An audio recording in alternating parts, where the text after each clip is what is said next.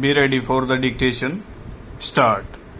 Hindu Succession Act 1956, Sections 4, 8 and 19. Property of father who dies intestate whether devolves on son who separated by partition from his father in individual capacity or karta of his HUF stanza. Rangi Lal and his son Chandrasen constituted a Hindu undivided family. Stop. They had some immovable property and the family business. Stop. By a partial partition, the HUF business was divided between the two, and thereafter it was carried on by a partnership consisting of the two. Stop. The house property of the family continued to remain joint. Stop. The firm was assessed to income tax as a registered firm, and the two partners were separately assessed in respect of their share of income. Stop. The mother and wife of Rangi Lal, having predeceased him, when he died, he left behind him his only son Chandrasen and his grandsons. Stop. On his death, there was a credit balance of rupees 1,85,000 in his account in the books of the firm stanza. In the wealth tax assessment for the assessment year 1966-67, Chandrasen, who constituted a joint family with his only sons, filed a return of his net wealth by including the property of the family which on the death of Rangi Lal passed on to him by survivorship, and also the assets of the business which devolved upon him on the death of his father stanza.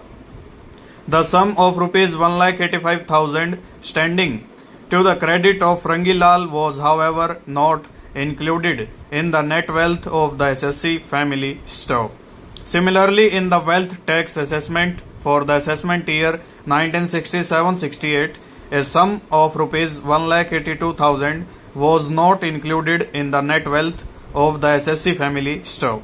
It was contended that these amounts devolved on Chandrasen in his individual capacity and were not the property of the SSC family. Stop. The wealth tax officer did not accept this contention and held that these sums also belonged to the SSC family stanza. A sum of rupees 23,000 was also credited to the account of late Rangi Lal on account of interest accruing on his credit balance. Stop. In the proceedings under the Income Tax Act for the assessment year 1967-68, this sum was claimed as deduction on the same ground. Stop. The income tax officer disallowed the claim on the ground that it was a payment made by Chandrasen to himself. Stanza. On appeal, the Appellate Assistant Commissioner of Income Tax accepted the SSC's claim in full and held that the capital in the name of Rangi Lal devolved on Chandrasen in his individual capacity and as such was not to be included in the wealth of the SSC family. Stop. The sum of rupees 23,000 on account of interest was also directed to be allowed as deduction. Stanza. The Income Tax Appellate Tribunal dismissed the appeals filed by the Revenue and its orders were affirmed by the High Court. Stop.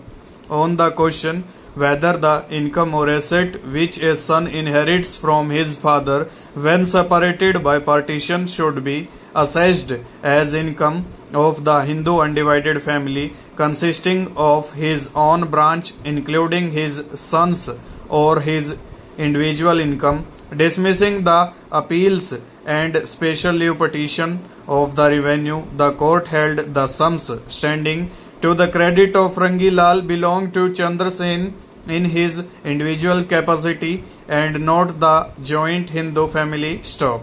The interest of rupees 23,000 was an allowable deduction in respect of the income of the family from the business. Full stop. Over.